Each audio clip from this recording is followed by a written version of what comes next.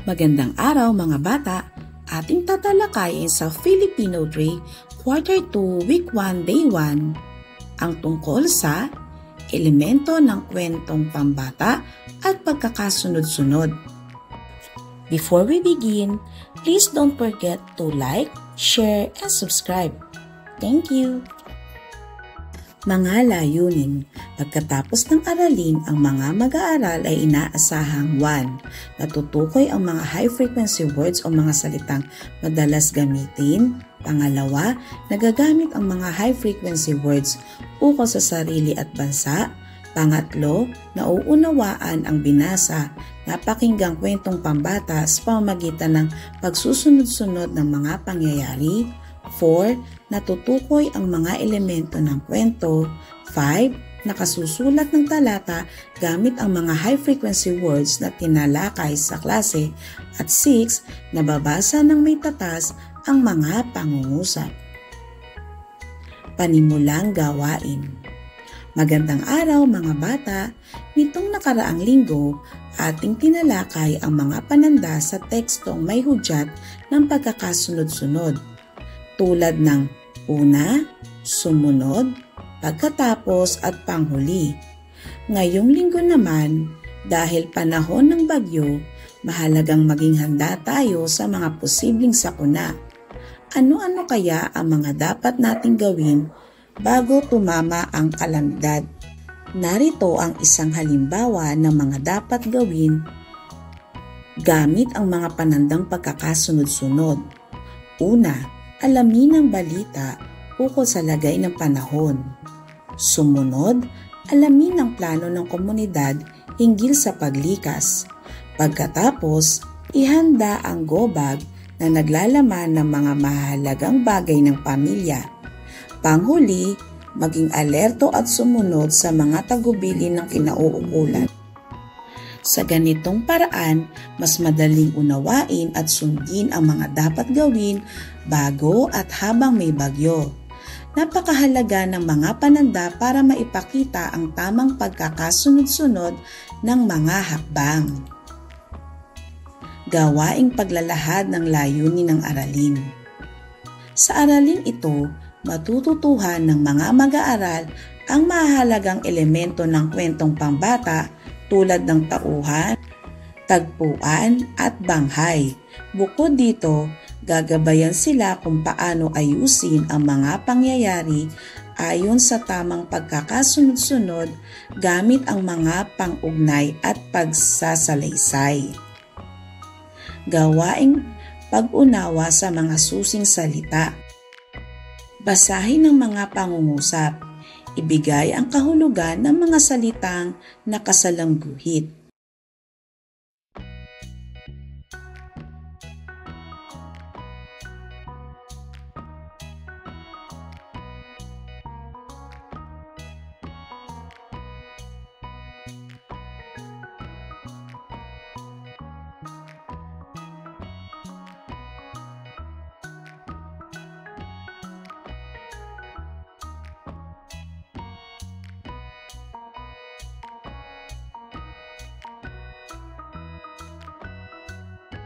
Pagbasa sa mahalagang pag-unawa o susing idea. Ang kwento ni Beatrice at ang idolong si Apolinario Mabini. Isang hapon, habang nagbabasa si Beatrice sa kanilang silid-aklatan sa paaralan, nakatagpo siya ng isang aklat tungkol kay Apolinario Mabini, ang tinaguriang dakilang lumpo at utak ng rebolusyon. Habang binabasa niya, nadama niya ang paghanga sa taong kahit hindi nagkalakad dahil sa kanyang kapansanan ay patuloy na naglingkod sa bayan. Gamit ang talino at mabuting puso. Kahit hindi siya nakapaglakad, nagamit niya ang kanyang isipan upang ipaglaban ang kalayaan ng ating bansa. Bulong ni Beatrice sa sarili. Dahil dito, si Beatrice ay lalong naging masigasig sa kanyang pag-aaral. Nais niyang tularan si Mabini na may katatagan ng loob. Pagmamahal sa bayan at malasakit sa kapwa. Sa isip niya, kahit bata pa siya, kaya niyang magsimula sa maliliit na bagay tulad ng pagiging masipag sa paaralan, pagtulong sa kapwa mag-aaral at pagsunod sa kanyang mga magulang at guro. Pagkatapos ng pagbabasa, ngumiti si Beatrice. Ang kanyang idolo ngayon ay hindi isang artista o sikat na manlalaro, kundi isang tunay na bayani na nagbigay inspirasyon sa kanyang buhay. Sagutin ang mga sumusunod na tanong. Sino ang pangunahing tauhan sa kwento? Tama, si Beatrice. Saan nangyari ang kwento? Ang kwento ay nangyari sa silid-aklatan ng paaralan. Pangatlo, sino ang inidolo ni Beatrice? Bakit niya ito iniidolo? Tumpak, si Apolinario Mabini dahil sa kanyang talino, tapang at pagmamahal sa bayan kahit siya ay may kapansanan. Ilarawan mo nga si Apolinario Mabini. Siya ay matalino, matatag ang loob, may kapansanan ngunit malakas ang kalooban at tinaguri ang dakilang lumpo at utak ng revolusyon. Sa iyong palagay, bakit namanghas si Beatrice kay Mabini? Tama, dahil sa kabila ng kanyang kapansanan, nakatulong siya ng malaki sa bayan gamit ang talino at katapatan. Bilang isang bata, paano mo isasabuhay ang magagandang katangian ni Mabini?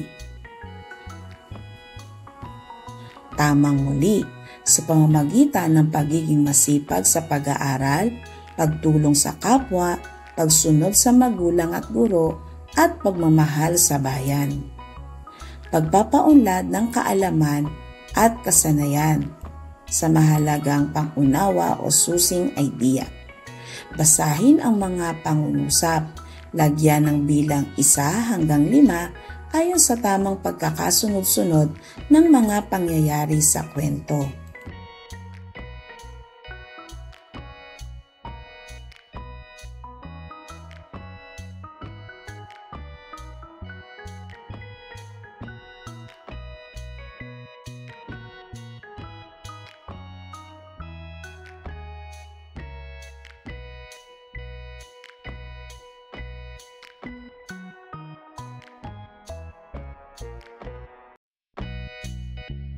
Narito ang tumpak na kasagutan.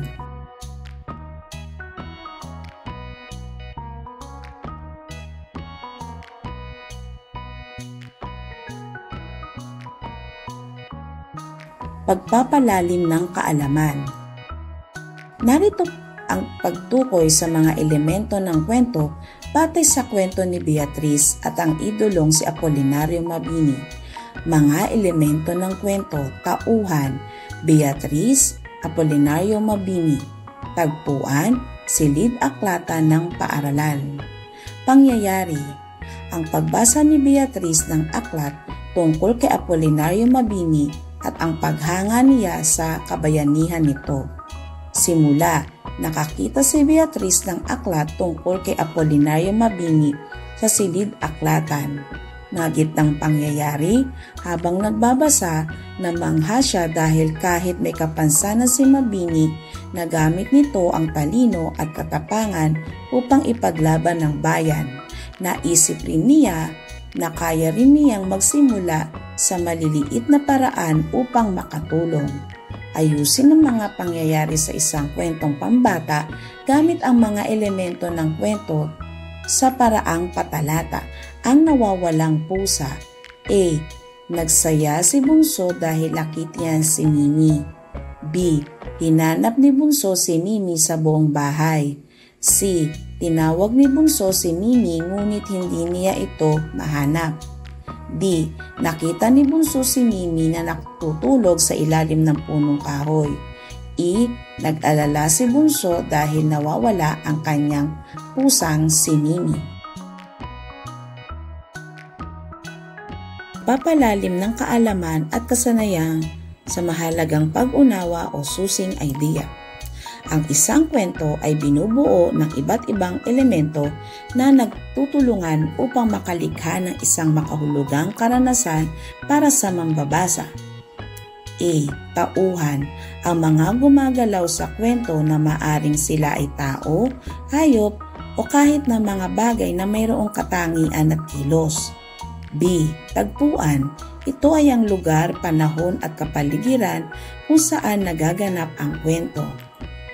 C. Banghay o pangyayari. Ito ang pagkakasunod-sunod ng mga mahalagang pangyayari sa kwento. Paglalapat at paglalahat. Kung kayo ay mahahalal bilang pinuno ng ating bansa, paano mo mapagsisilbihan ang ating bayan?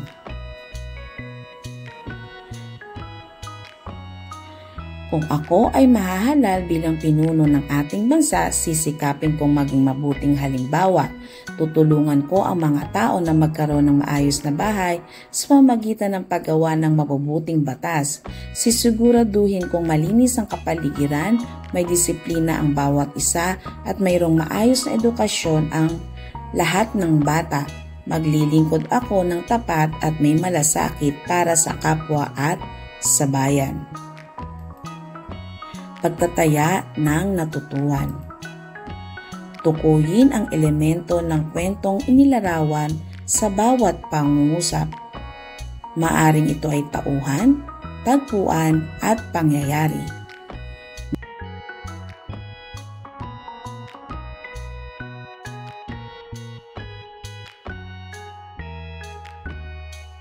Narito ang mga tumpak na sagot.